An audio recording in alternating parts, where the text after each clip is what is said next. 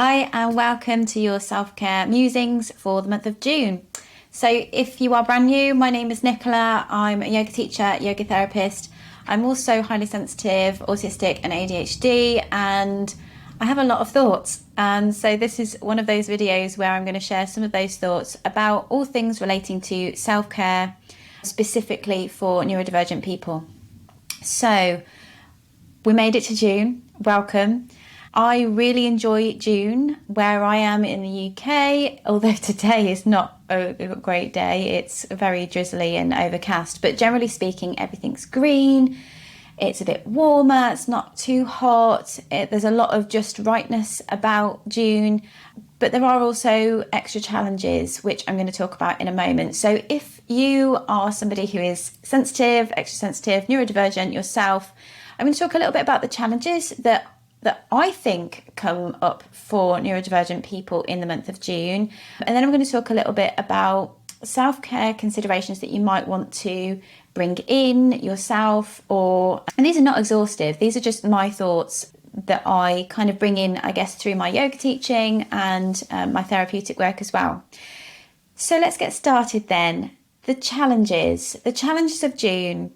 I did a short post on this and how in June it feels like there are in some ways fewer challenges, but then there are new unique challenges just for June. So the first one, which is a big one for me that I have to be very careful and manage carefully, is the extra socializing. This kind of really starts to ramp up, I think, in the month of June. If you are somebody like me who's very high masking and maybe you're late diagnosed, and so you've created this wonderful public persona that seemingly is able to move through social situations as cool as a cucumber, I've actually been told, yet internally you know it stresses you out or it's often too much, then this pressure for extra socializing can be extreme. Particularly if you're late diagnosed like me and this is brand new information, and so other people in your life maybe haven't yet adjusted, and maybe you haven't quite adjusted to, I guess, being more you and operating in a way that feels best for you. And, you know, just generally people are wanting to do more, people want to meet up, there's opportunities to get outside. You know, if you're in a part of the world where I am where, you know, it's just better weather. And so there is this pressure. So there may be more messages. Oh, do you fancy doing this? Or events, you know, outside picnics and all of that kind of stuff. So that for me is a challenge because it involves not just the actual socializing itself, but actually just as bad as the socializing itself is the mental activity of arranging and organizing and communicating with people. So yeah, that's what I think is, for me anyway, a top challenge of June. Second is changes to routine. This is yeah, maybe it should be equal with the top spot for extra socializing. So it's okay for me whilst my children are still at school, but the weekends start to become a little bit different. And then, of course, once the kids break up, then it can be crazy, can't it? There's a lot more changes to routine, particularly because it goes hand in hand with the extra socialising, I think, and, you know, unusual events. For example, my kids have got their football presentations coming up, which will completely change the weekend. And this can be really challenging if you're somebody that really benefits from having a sameness to your day. With being autistic and ADHD, I both crave novelty and spontaneity, but also find it really tricky because I like things to be very steady and stable. And also being extra sensitive, those little subtle changes just can be unsettling.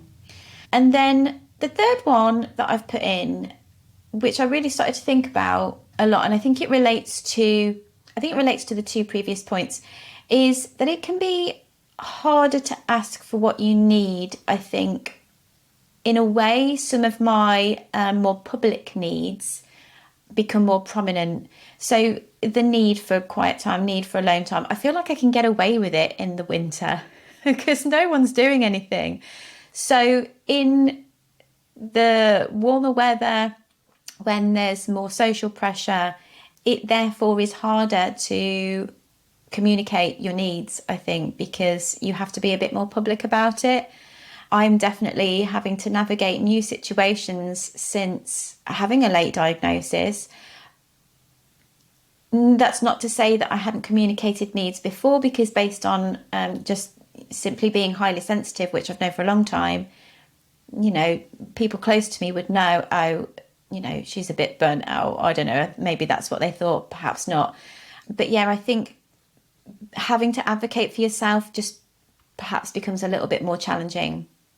And then fourthly, which is always the case, there's always some kind of sensory stuff going on. And this month, you know, where I am, it's where the sun cream starts being applied liberally, and that's a sensation I don't particularly like.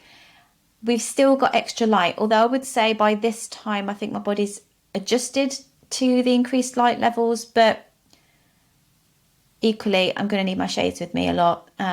There's also this extra noise.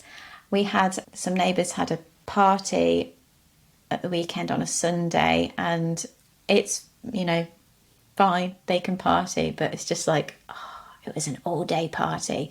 And, you know, that kind of thing increases. There's a lot of frivolity going on, and, you know, sounds of insects buzzing around, just people outside enjoying the weather, I guess.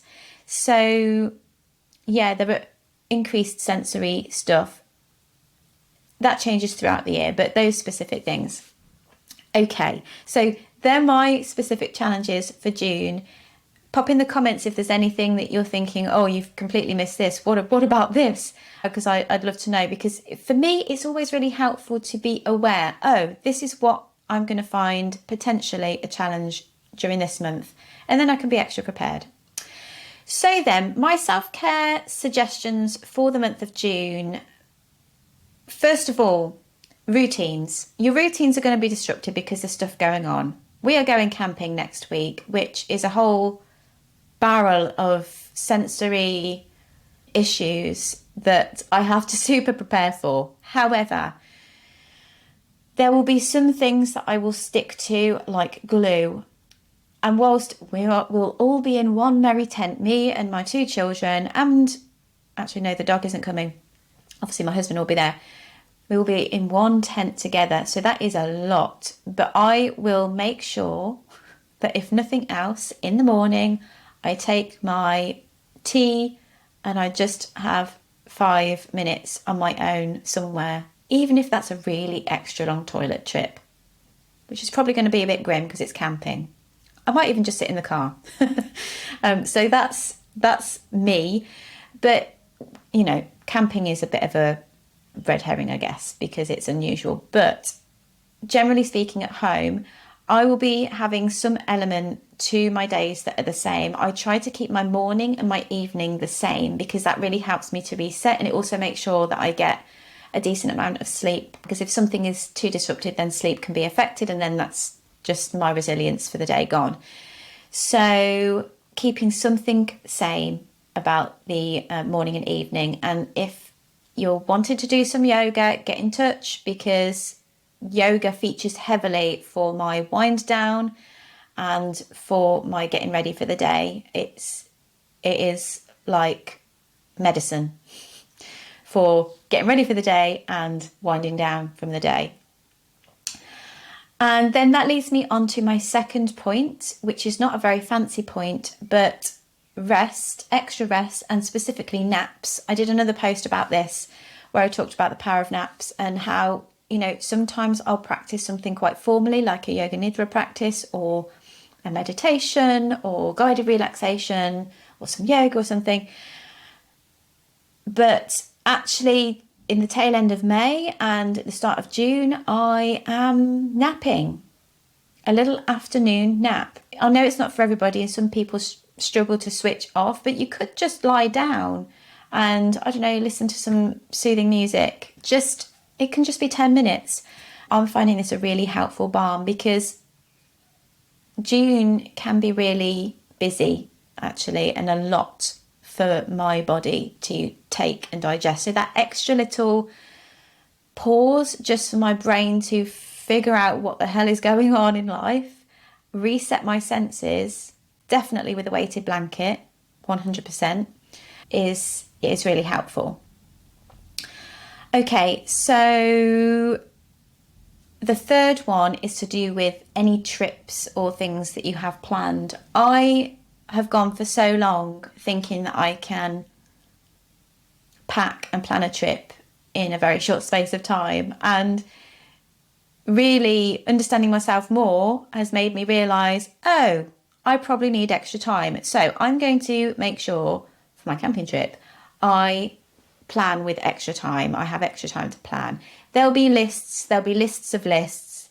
There'll be communication with other family members. I will probably get them involved in the lists so that it's not, not too much on my mind. And yeah, just allow myself extra time, which kind of feeds in both ends. So not just planning for the trip, but then at the tail end, when you come back from the trip, having an extra window of time if you can. I know it's not always possible with work and things, but as much as you can, or at least whoever you live with, whoever you're going on the trip with, explain, we're going to need some extra time to just, I can't think of the word, decompress from that trip. So yeah. And then the final one, which is, I think, is really, really important, I don't think we do this enough as neurodivergent people, is embracing planning in and arranging stuff and doing stuff that you love. June is a time where lots of people are feeling great. They're enjoying the weather, they're enjoying the outside, they're enjoying seeing people. And if you're neurodivergent, you should definitely be enjoying yourself as well. And if your stuff that you love looks a little bit different to neurotypical people, that's okay. It's okay to do that. So one of the things I love to do might just be to lie in the sun and read a book. It's not as wild and as adventurous as, I don't know, whatever somebody else might want to do, but it's something that I really enjoy. I also really enjoy really nice smelling creams, so I will want to plan in some time to treat myself to a nice moisturise. I also love running my hands through long grass, so planning in a walk where the sole aim is to run my hands through long grass will be something that I would want to plan in. So yeah, planning in something that you want to do, that you love, that might not be everybody else's cup of tea, but that is for you, so that you make sure that you're not just always planning to reduce the discomfort, you're planning in some pleasure. I guess that's what I'm saying, because being in an extra sensitive body can be really overwhelming, and it can sometimes mean periods of time where you're just uncomfortable, just a little bit or a lot, most of the time. So planning in something that feels pleasurable to you, whether that's just wrapping yourself in a weighted blanket and having someone lie on you for extra pressure. I'm not joking, because that is seriously quite nice. But yeah, planning in pleasure for you, your body, your senses, so that there's some enjoyment as well for you this month. Okay, there are my thoughts for June. Please let me know how you're doing in the comments. Always like to hear what you're getting up to and what's going on for you. And what will you be doing in the month of June? Is there any particular challenges that you're anxious about, or are there any other self-care tips that you think is worth sharing for others that are watching this video? And of course, I'd be so grateful. It would really help my channel grow if you could like this video. Please share it with somebody else that you think might benefit, and of course consider subscribing if you're not already. All right, have a wonderful June, and I will see you on the next video.